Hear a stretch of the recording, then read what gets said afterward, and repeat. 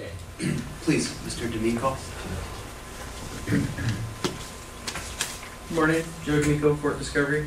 I'm sure, like most of you guys watch the President speak about the economic plan that he has for America, and I agree with some of his points. And I actually have a letter I want to share with you that I wrote in 2008 to Henry Paulson, Department of Treasury, Washington, D.C., about an economic solution in less than 24 hours.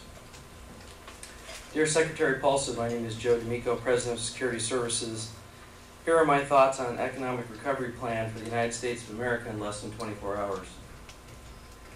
Have a one-year moratorium on FICA for both the employee and the employers.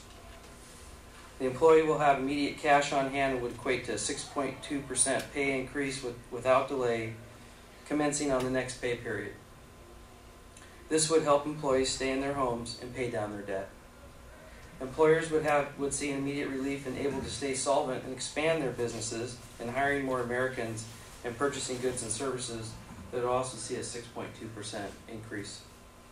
This would be an easy, manageable program for the federal government, and hardworking Americans and employees would benefit. Thank you for taking the time to review my thoughts on this matter. I sent this letter in 2008. The President, as you heard, is looking at easing FICA for both the employer and the employees. And I really think that's the direction we need to go. On that note, Craig Durgan was here, and you told him, Commissioner Johnson, that this is a international situation, if you hadn't noticed. And I think you three can make a bigger difference than the President of the United States. You really can. He's not going to dictate land use here.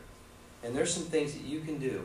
And if you heard the President speak, I listened very carefully. He talks about expansion, hiring employees. Two things I can't do that you guys can dictate that I can do, and that all of the people in Jefferson could do. He talks about the small entrepreneurs that have a dream that is built in their basement.